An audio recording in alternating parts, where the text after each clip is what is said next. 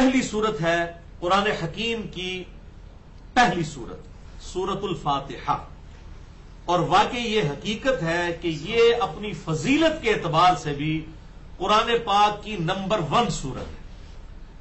اس صورت جیسی فضیلت کسی بھی صورت کی قرآن و سنت کی روشنی میں نہیں آئی جو سورۃ الفاتحہ کی ہے۔ اعوذ باللہ من الشیطان الرجیم، بسم اللہ الرحمن الرحیم۔ الحمد للہ رب العالمین، الرحمن الرحیم، مالک یوم الدین، ایاک نعبد و ایاک نستعین، اهدنا الصراط المستقيم،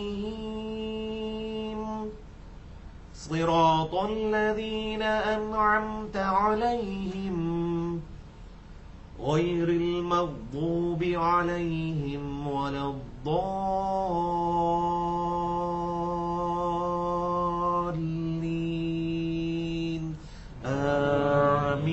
آمين۔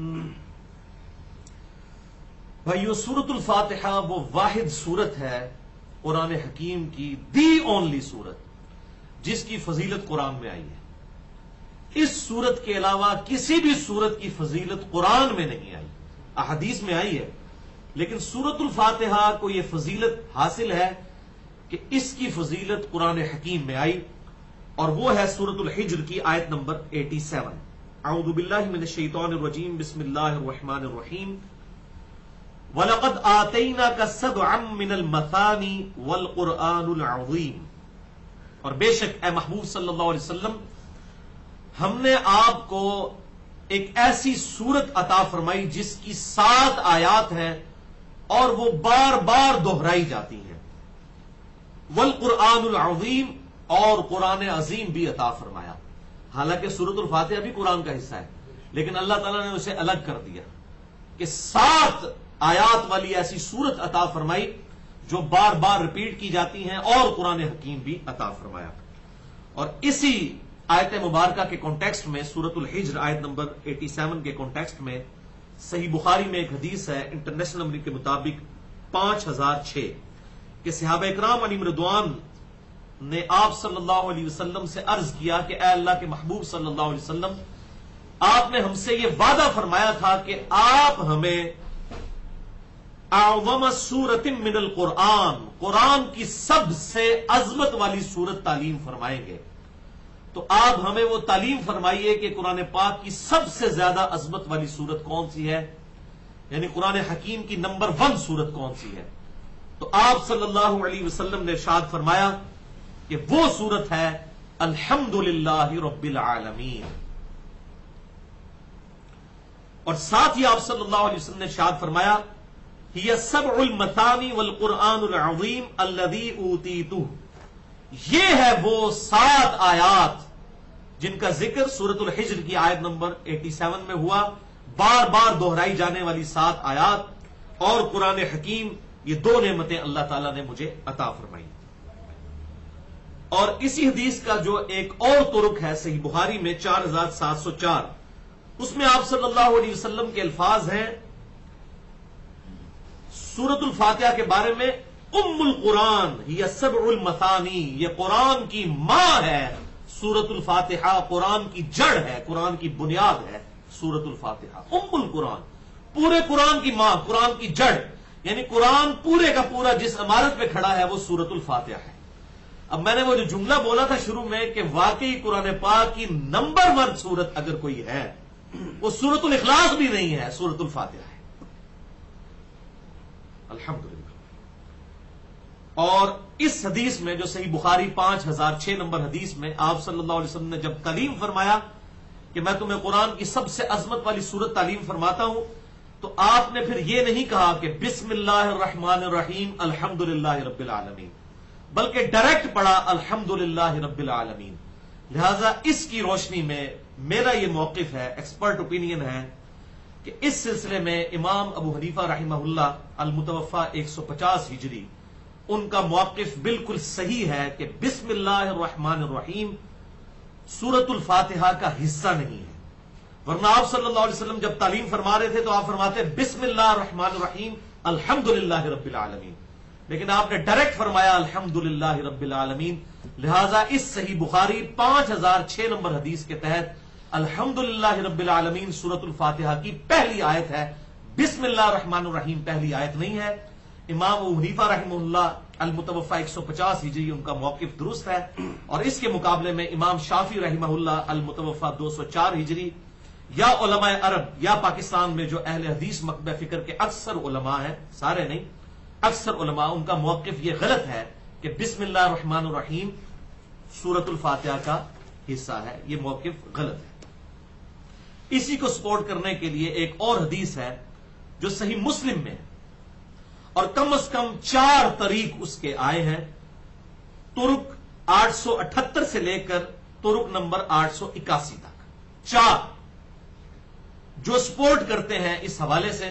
اور یہ جو حدیث ہے صحیح مسلم 878 سے لے کر 881 تک 4 احادیث صحیح مسلم کی، یہ اہل سنت اور اہل تشیع کے درمیان کامن حدیث ہے، بڑی مشہور حدیث ہے، اور اس حدیث کے تحت بھی سورت الفاتحہ کا حصہ بسم اللہ الرحمن الرحیم نہیں بنتا۔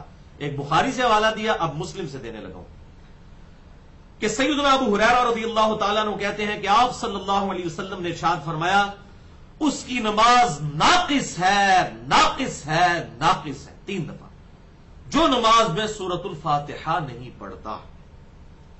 تو سیدنا ابو ہریرہ رضی اللہ تعالیٰ عنہ سے تابعین نے عرض کی کہ جب ہم امام کے پیچھے ہوتے ہیں کیا اس وقت بھی سورت الفاتحہ پڑھا کریں؟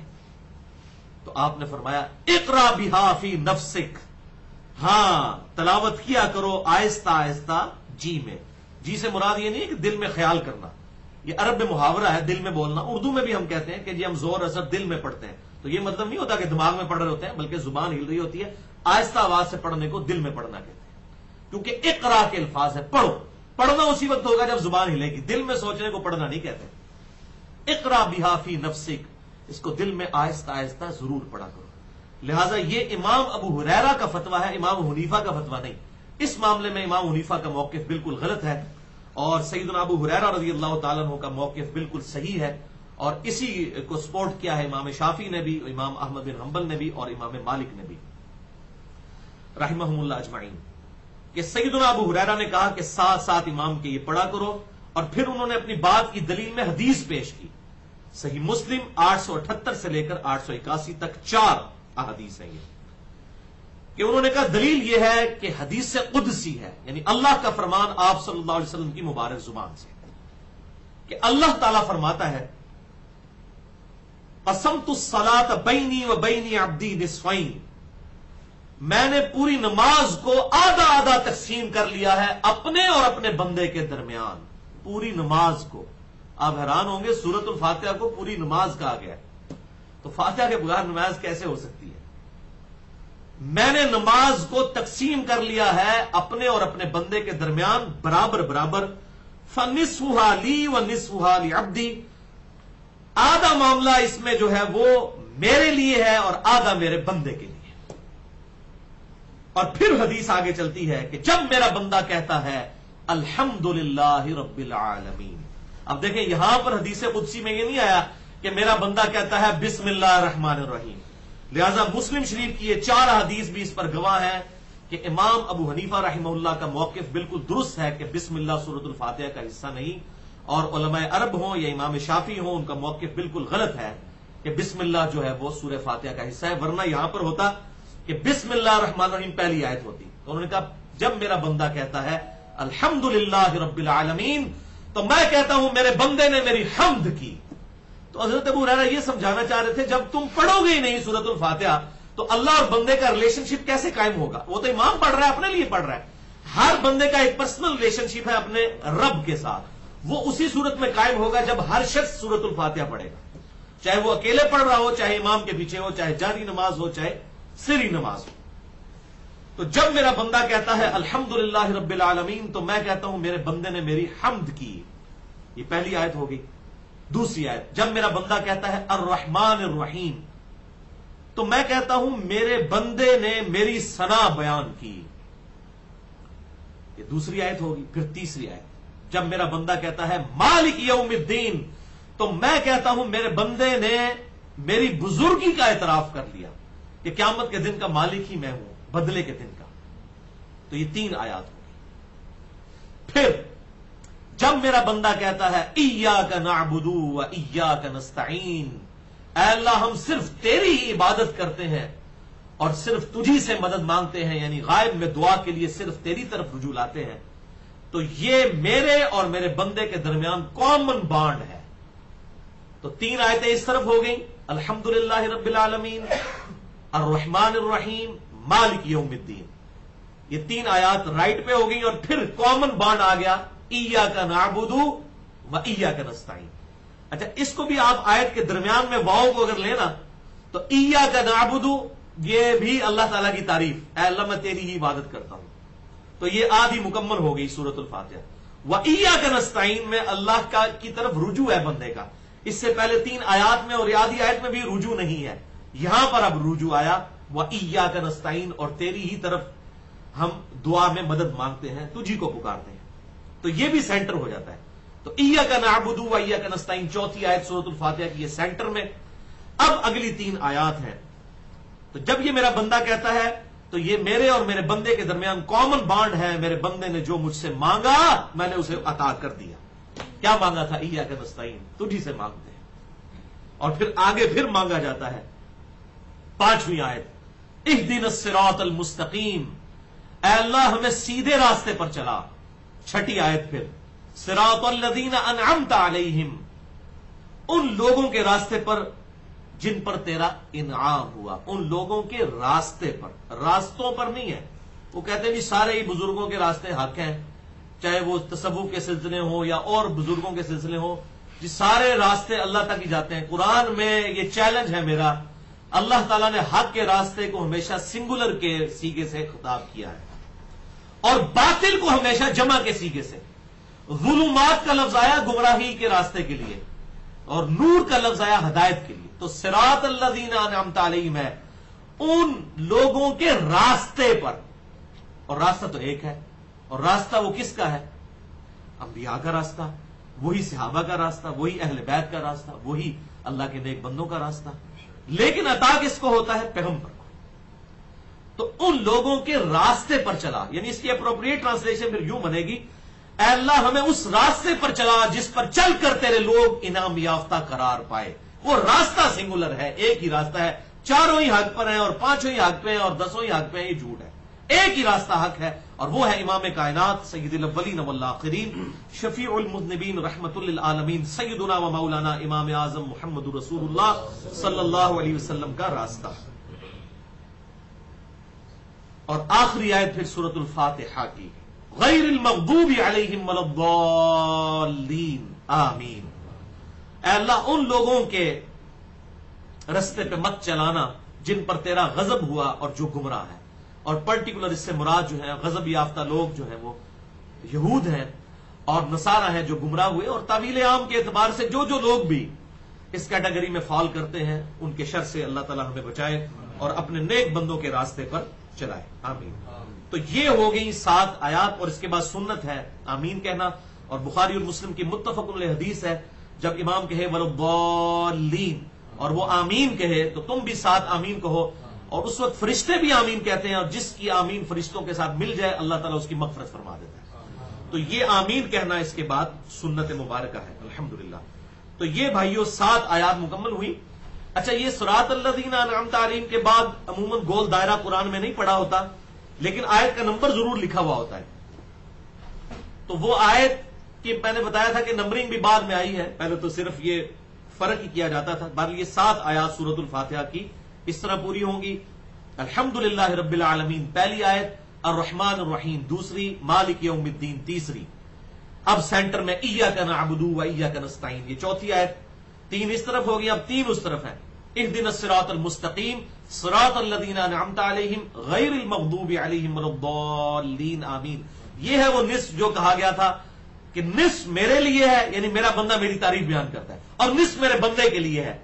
اور یہ اس میں الفاظ ہے صحیح مسلم میں، جب میرا بندہ کہتا ہے صراط الذین انعمت علیہم اہدنا الصراط المستقیم صراط الذین انعمت علیہم غیر المغضوب علیہم ولا الضالین آمین، پس میرے بندے نے جو مجھ سے مانگا میں نے اسے عطا کر دیا. یہ الفاظ ہیں اس صحیح مسلم کی حدیث میں. لہذا بخاری اور مسلم یہ یونینمسلی ایگریڈ ہے اتفاقی طور پر کہ سورۃ الفاتحہ الحمدللہ رب العالمین سے شروع ہوتی ہے. بسم اللہ الرحمن الرحیم سورۃ الفاتحہ کا حصہ نہیں ہے. پاکستان میں بھی اب دارالسلام والوں نے ایک قرآن ایسا چھاپا ہے جس میں انہوں نے شکر ہے جرت کی ہے کہ سورۃ الفاتحہ کی نمبرنگ جو ہے وہ الحمدللہ رب العالمین سے شروع کی ہے. حالانکہ وہ اہل حدیث مکتبہ فکر کا ہے، باقی سارے ان کے قرآن اسی طرح چھپ رہے ہیں بسم اللہ کو پہلا نمبر. تو اب میں نے الحمدللہ علمی طریقے سے یہ چیز پوائنٹ آؤٹ کی ہے، اور میں یہ آپ کو بتا دوں تحدیث نعمت کے طور پر شیخ زبیر علی زئی صاحب رحمہ اللہ کے ساتھ میری بڑی ڈیٹیل ڈسکشن ہوئی تھی، اور ان کا موقف یہی تھا کہ بسم اللہ سورۃ الفاتحہ کا حصہ ہے. تو میں نے جب ان کو یہ دو دلیلیں سامنے رکھی تو ان سے کوئی جواب نہیں بن پایا. تو وہ کہتے ہیں امام شافعی کا موقف ہے. میں نے کہا جناب امام شافعی کا موقف کہاں سے آ گیا؟ اب امام حنیفہ کا اگر موقف غلط ہو سکتا ہے تو امام شافعی کا بھی غلط ہو سکتا ہے. ہم بخاری اور مسلم دونوں سے ثابت کر رہے ہیں. صحیح بخاری 5006 نمبر حدیث، آپ خود فرما رہے ہیں کہ سب سے عظیم سورت قرآن کی ہے الحمدللہ رب العالمین. آپ نے یہ نہیں کہا بسم اللہ الرحمن الرحیم الحمدللہ رب العالمین. اور صحیح مسلم میں 4 حدیثیں کہ آپ صلی اللہ علیہ وسلم کے حوالے سے حدیث قدسی جب بیان کی گئی حضرت ابو ہریرہ نے، تو اس میں بھی ہے کہ میں نے نصف نماز اپنے اور اپنے بندے کے درمیان برابر برابر تقسیم کر لی ہے جب میرا بندہ کہتا ہے الحمدللہ رب العالمین. تو یہ تو نہیں کہا میرا بندہ کہتا ہے بسم اللہ الرحمن الرحیم. لہذا بخاری اور مسلم کے تحت جس طرح رفع الیدین کرنا ثابت ہوتا ہے، بالکل اس طریقے سے یہ چیز ثابت ہوتی ہے کہ بسم اللہ الرحمن الرحیم قطعا سورۃ الفاتحہ کا حصہ نہیں. لیکن نماز میں سورۃ الفاتحہ سے پہلے بسم اللہ پڑھنا سنت ہے، چھوڑنی نہیں چاہیے. میں یہ نہیں ترغیب دلا رہا کہ بسم اللہ چھوڑ دیں، بسم اللہ تو پڑھیں گے. اس سے بھی زیادہ ضروری اعوذ باللہ من الشیطان الرجیم. جب بھی آپ قرآن پہلی دفعہ پڑھیں گے نا نماز میں بھی تو اعوذ باللہ پڑھیں گے، یعنی پہلی رکعت میں. پھر دوسری رکعت میں ڈائریکٹ بسم اللہ سے شروع کریں گے سورۃ الفاتحہ. لیکن جب بھی قرآن پڑھا جائے گا تو وہ قرآن پاک میں واضح حکم ہے کہ پھر اللہ تعالیٰ کی پناہ حاصل کیا کرو شیطان کے اگینسٹ، جو میں نے بڑی ڈیٹیل کے ساتھ مسئلہ نمبر 83A کے اندر بھی یہ بتائی ہیں آیات. تو اعوذ باللہ من الشیطان الرجیم پڑھنا یہ ضروری ہے قرآن کی تلاوت کرنے سے پہلے بھی اور سورۃ الفاتحہ سے پہلے بھی پہلی رکعت میں. اس کے بعد آپ بسم اللہ الرحمن الرحیم سے شروع کر سکتے ہیں. ہاں جی جناب، یہ تو ہوگی اس کی اس فضیلت اس اعتبار سے. اب ایک اور فضیلت جو صحیح بخاری اور مسلم کی متفق علیہ حدیث ہے، صحیح بخاری میں 756، مسلم میں 874، کہ آپ صلی اللہ علیہ وسلم نے ارشاد فرمایا، کیٹاگوریکل مینشن ہے، اور یہ حدیث دنیا کی تقریباً ہر حدیث کی کتاب میں سورۃ الفاتحہ کے چیپٹر میں آپ کو یہ پہلی حدیث ہی مل جائے گی، نماز کے اعتبار سے، نماز میں قیام کے اعتبار سے، چاہے بخاری ہو، مسلم ہو، ابو داؤد ہو، ترمذی ہو، نسائی ہو، ابن ماجہ ہو، الموطا امام مالک ہو، مسند احمد ہو، کوئی بھی حدیث کی کتاب روایت پہ ایگزسٹ کرے گی، یہ حدیث بخاری اور مسلم کی متفق علیہ حدیث ملے گی کہ آپ صلی اللہ علیہ وسلم نے ارشاد فرمایا، لا صلاۃ لمن لم یقرأ بفاتحۃ الکتاب، اس کی نماز ہی نہیں ہے جو نماز میں سورۃ الفاتحہ نہیں پڑھتا. خدا کے لیے ڈر جانا چاہیے اس حدیث کے بعد، کیٹاگوریکل ڈینائز ہے، اس کی نماز ہی نہیں ہے جو فاتحہ نہیں پڑھتا. اور اس میں آپ نے کوئی محسوس نہیں کیا کہ امام کے پیچھے ہو یا امام کے آگے ہو، کچھ بھی یا سری ہو یا جہری ہو. اس حوالے سے میں نے بڑی ڈیٹیل کے ساتھ پوری ویڈیو بک 2 گھنٹے میں ریکارڈ کروائی ہے. مسئلہ نمبر 84، فاتحہ خلف الامام سے متعلق فرقہ وارانہ نظریات کا تحقیقی جائزہ، جس میں نے حنفیوں کا بھی رد کیا ہے اور سلفیوں کا بھی رد کیا ہے. اور اس میں نے بتایا کہ فاتحہ پڑھنی ضرور ہے لیکن سختوں میں پڑھنا سنت مبارکہ ہے. بل جسے شوق ہو تو مسئلہ نمبر 84 دیکھ سکتا ہے، جو حق بات ہے الحمدللہ میں نے بیان کی ہے.